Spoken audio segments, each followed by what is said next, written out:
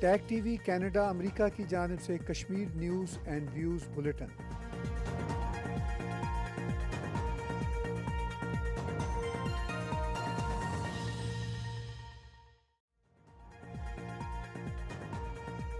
जम्मू कश्मीर हफ्तावार news bulletin के साथ हलीमा सादिया आपकी खिदमत में हाजिर है। जैसा कि आप जानते हैं, हमारा ये न्यूज़ बुलेटिन जम्मू कश्मीर के तरक्याती, सकाफती, सयाहती मंसूबों के साथ साथ वहाँ की रोज़मर्रा ज़िंदगी के अवामी वाक़यात का अहाता करता है। ये न्यूज़ बुलेटिन ANI की कर्टसी के साथ पेश किया जाता है।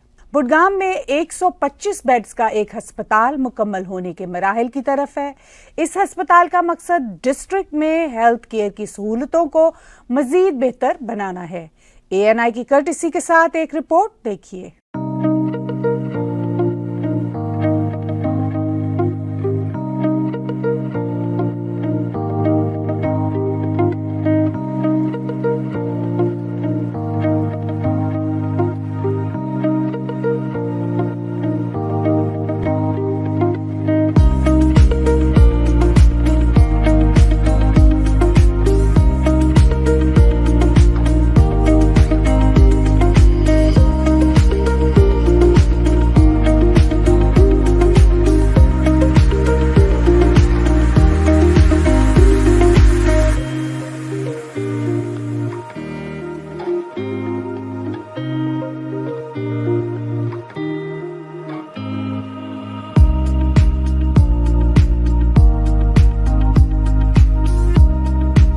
जो ये डिस्ट्रिक्ट हॉस्पिटल नया बन रहा है 125 बेड हॉस्पिटल, उसका basically we expect it will be completed before the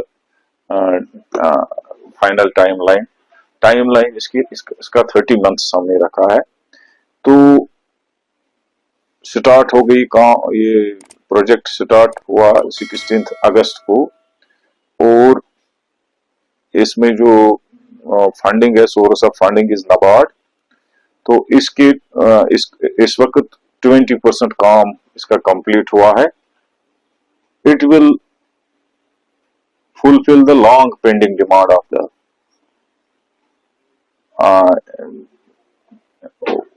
just it will revolutionize the health care in our district Budgam.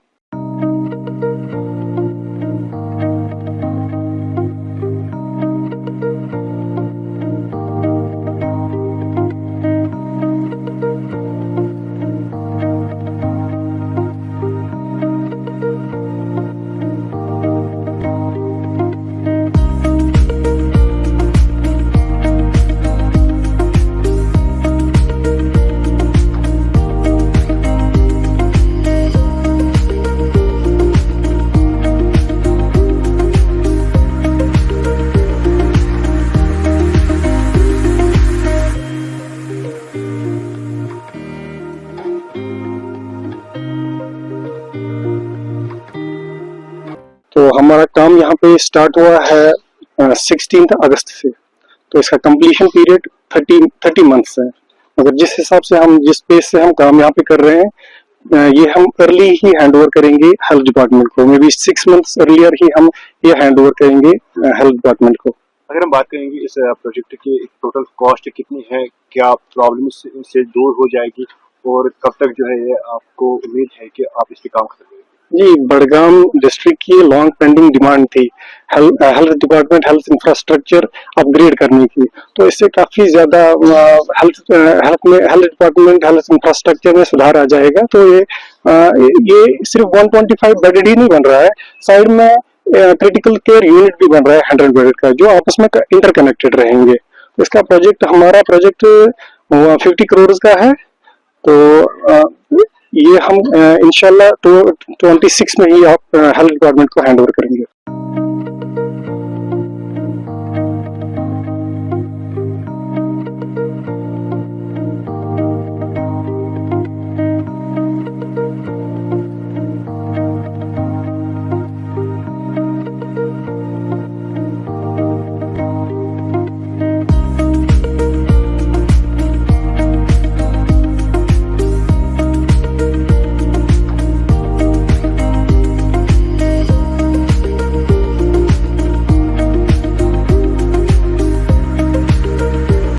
जो डिस्ट्रिक्ट हॉस्पिटल हमारा 125 बेड का जो बनने जा रहा है इधर ऋषिपुरा में, ये बहुत बडगाम कॉन्स्टिट्यूंसी के खास तौर पे हमारे लिए बहुत खुशकिस्मती की बात है। सरकार ने ऐसा कदम उठा के हॉस्पिटल की तैयारी की बनाने में, इनने वहां पे संगी बुनियाद भी की। हम चाहते थे कि ऐसा एक हॉस्पिटल बने।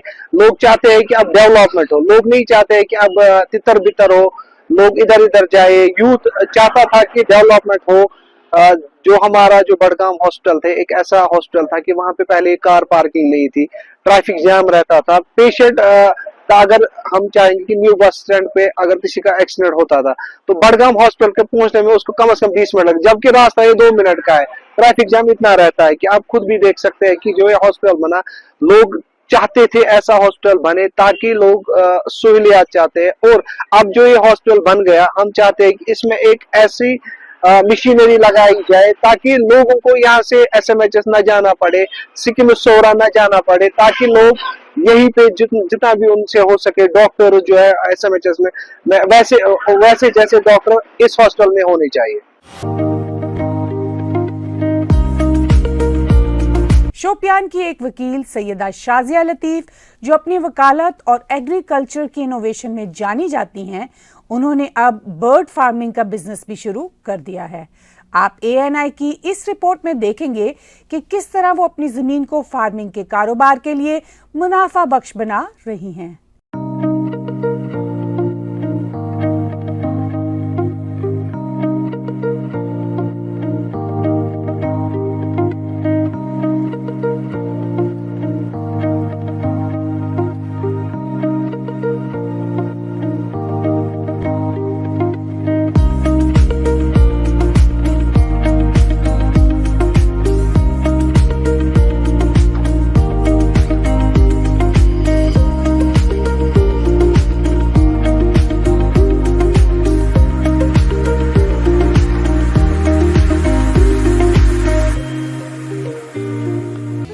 जब मैंने फार्मिंग की तरफ थोड़ा अपना इंटरेस्ट बढ़ाया तो मैंने देखा हमारे पास ज़मीनें बहुत ही उतना प्रॉफिट उस टाइम पे नहीं हो रहा था। उस टाइम पे हमारा जो प्रॉफिट था वो हज़ारों में हो रहा था, बट टिल डेट इस डेट पे हमारा जो प्रॉफिट है वो लाखों में होता है। तो मैंने इस जो ये ट्रेडिशनल फार्मिंग करते थे उसको मैंने कन्वर्ट किया मॉडर्न फार्मिंग में, जिसको हम कहते हैं ये इंटीग्रेटेड फार्मिंग जो आजकल आप सुन रहे हैं। तो इंटीग्रेटेड फार्मिंग में ये चीज़ें तो ऑलरेडी थी, बट हमने इनको बढ़ाया। जैसे हमने डायरी का यूनिट डाला, हमने पोल्ट्री के यूनिट्स डाले, फिश फार्म्स लगाए, और बहुत सारी हमारे पास ट्रेडिशनल एप्पल था, हमने इसको कन्वर्ट किया हाई डेंसिटी में। और इससे हमें हाई डेंसिटी से हमें दुगना फायदा हुआ, डबल प्रॉफिट हो गया। हमने नीचे कल्टीवेट किए वेजिटेबल्स, और वेजिटेबल्स में मैंने with the guidance of agriculture department and allied departments, मैंने बहुत ट्रेनिंग प्रोग्राम्स जो डिपार्टमेंट्स के होते हैं उनमें पार्टिसिपेट किया। सक्सेस स्टोरीज में गई, बाकी चीज़ें मतलब ऑफिस में गई, तो उन्होंने मुझे गाइड किया कि हम कन्वेंशनल वेजिटेबल्स तब तक उगाते थे जिसका कोई फायदा नहीं होता था, बट उनकी गाइडेंस से हमने एग्जॉटिक वेजिटेबल, मैंने ये एग्जॉटिक जो खास चीज़ें हैं वही करना स्टार्ट किया। मैंने एग्जॉटिक वेजिटेबल्स बनाना स्टार्ट किया, तो हाई डेंसिटी और जो एप्पल नीचे मतलब हमने डबल क्रॉपिंग स्टार्ट की। तो उसके साथ 2-3 सालों से जो ये मैंने बर्ड्स रखे हैं जो आजकल ये चर्चा में है बर्ड्स, तो ये 2-3 सालों से मैं इन बर्ड्स को भी पाल रही हूँ।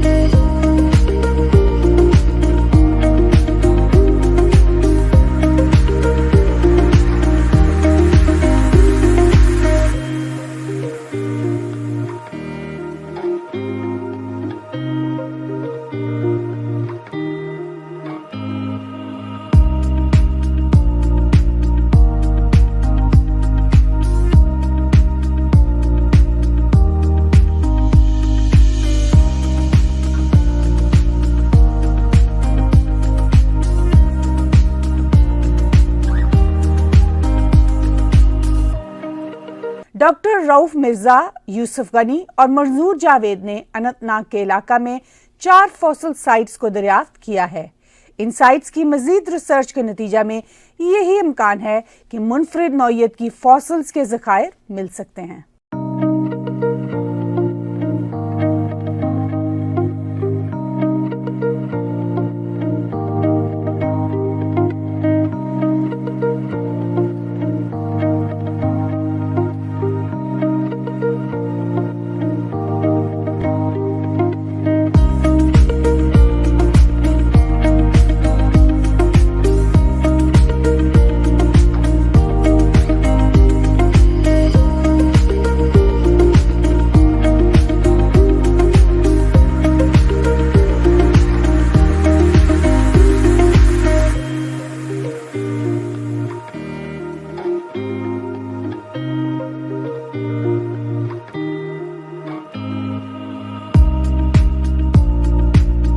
और पिछले कई सालों से हमने एक सिलसिला शुरू किया है कि हमने मुख्तलिफ जगहों पे फॉसिल साइट्स को डिस्कवर किया है। अभी तक हमने 9 फॉसिल साइट्स को डिस्कवर किया है और आज हम मजीद 4-5 जो फॉसिल साइट्स हमें डक्सुम एरिया में मिले हैं, डक्सुम से सिमथन टॉप के बीच में, तो इनको आज हम पब्लिक के सामने ला रहे हैं। तो ये बहुत ही रिच फॉसिल साइट्स हैं और इनकी एज अगर हम जानना चाहेंगे तो इनकी लगभग एज है 325 से 400 मिलियन जो साल है, इतनी इनकी एज है।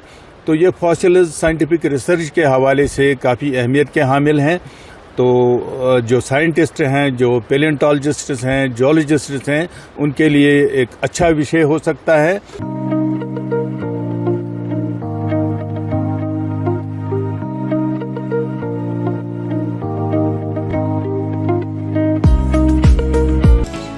हमने ऑलरेडी फॉसिल साइट्स डिस्कवर किए हैं अनंतनाग में, अहरबल में, और आज हम यहाँ सिमथन और डक्सम के दरमियान 3 साइट्स और देखी जो रिच है ब्रायोजोन्स में, ब्रांकियोपाड्स में और बायोवैल्यूज में।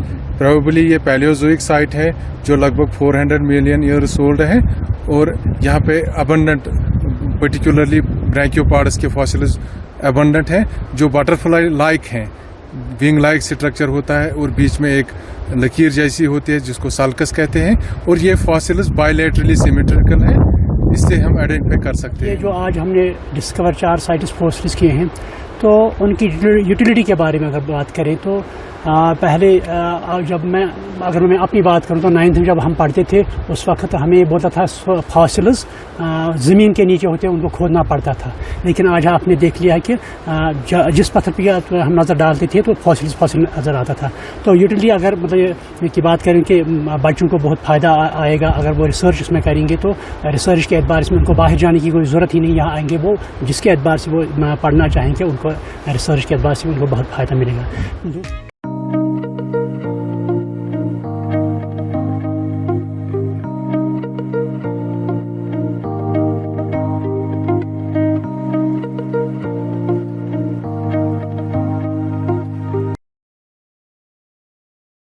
पिछले दिनों बांदीपुरा में बॉर्डर सिक्योरिटी फोर्सेस ने मैराथन का एहतमाम किया। इस मैराथन का थीम था save Wular run with borderman. Asia की फ्रेश वाटर की दूसरी बड़ी लेक वुलर लेक के पास इस मैराथन का हाल आपको दिखाते हैं।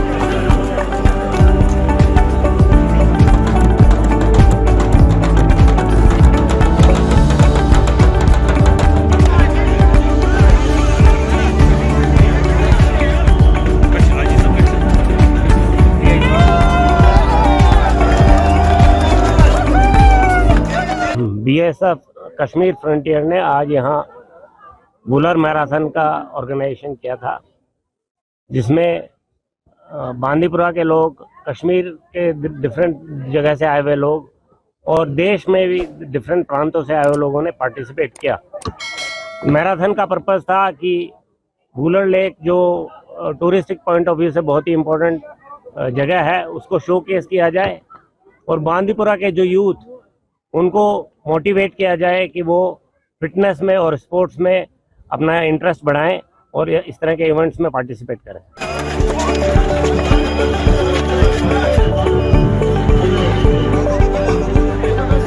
सबसे पहले ये कहना चाहूँगी, जो भी ये क्या हाफ मैराथन 10 किलोमीटर 5 किलोमीटर की ये मैराथन हुई थी आज, मैं इनका बॉर्डर सिक्योरिटी फोर्स का ये थैंक्स कहना चाहूँगी, क्योंकि इन्होंने ये फर्स्ट टाइम यहाँ पर ये हाफ मैराथन करवाई। और सेकेंडली मैं ये बोलना चाहूँगी, मैंने बहुत सारे मैराथन्स में ये पार्टिसिपेट किया है। मैंने क्या इवन नेशनल ये लेवल पे भी पार्टिसिपेट किया है, इंटरनेशनल लेवल पे भी पार्टिसिपेट किया है।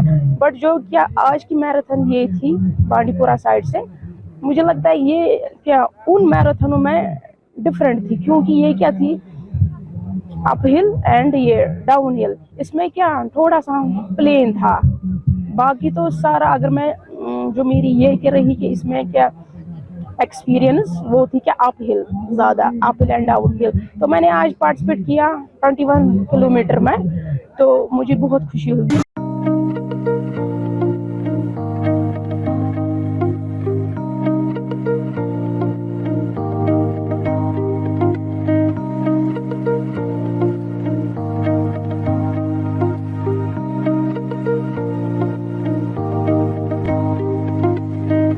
बारामूला का वो इलाका जो कभी दहशतगर्दी का हब समझा जाता था, अब वहां इंडियन आर्मी में भर्ती की ख्वाहिश लेकर हजारों नौजवान इकट्ठे हुए।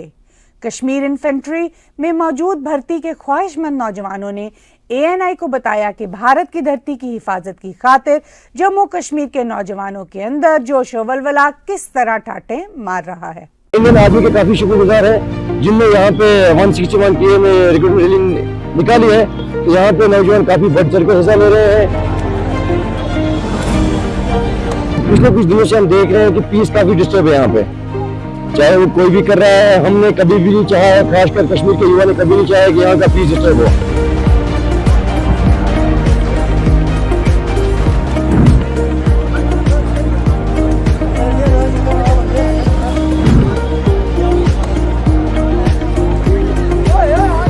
फौज में जाने का जज्बा पहले से था, क्योंकि मैं एक आर्मी गुडविल स्टूडेंट हूँ।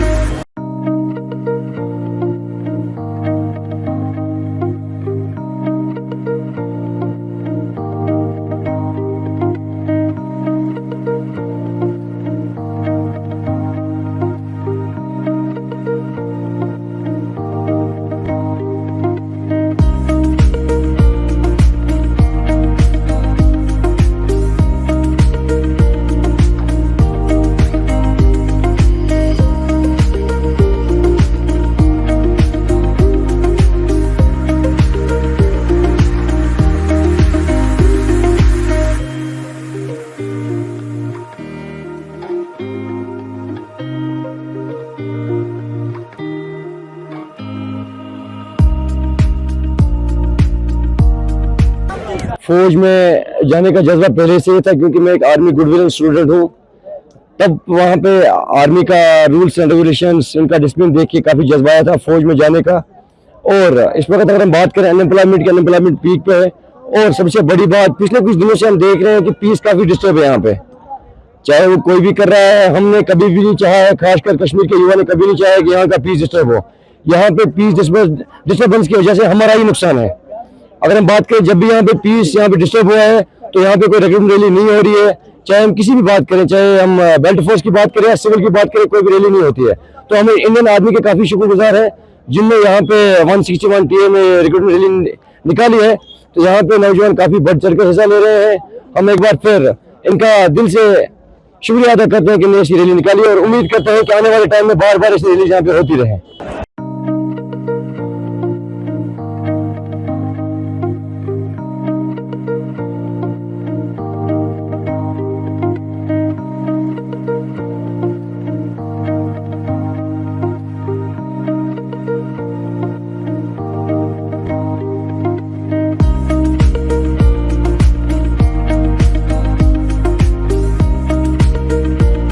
आज का हफ्तावार Jammu Kashmir news bulletin ANI की कर्टसी के साथ देखने का बहुत शुक्रिया।